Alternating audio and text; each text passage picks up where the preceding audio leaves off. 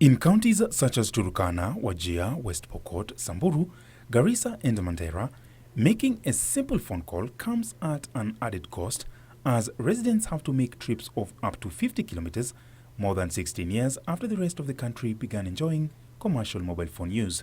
We intend to also look at ways of being able to increase device penetration in the country and working with the fund to say, for example, work with the operators and vendors to look at providing maybe volume guarantees on purchase of devices that are coming into the country so that we can have even lower than wholesale prices.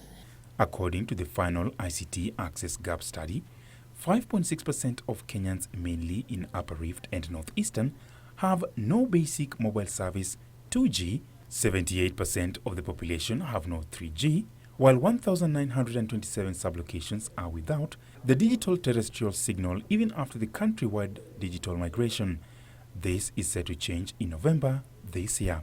Part of the terms of reference for the consultant for the ICT Access Gap study is to work with the authority in developing the tenders for the initial projects. So we expect this work to begin immediately.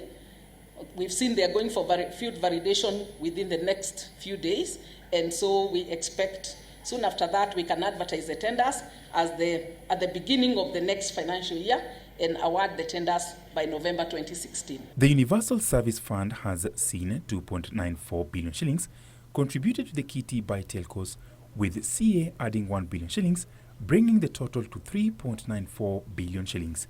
The first phase will also see schools in these marginalized areas connected with high-speed broadband at a cost of $500 million shillings. It is our expectation that the fund shall be managed in an accountable and transparent manner in order to foster the confidence of the industry, government, and the public in administration of the fund. It was necessary to do this study because of the many questions that were would have arisen. How did you choose this? How did you choose this location and not that location?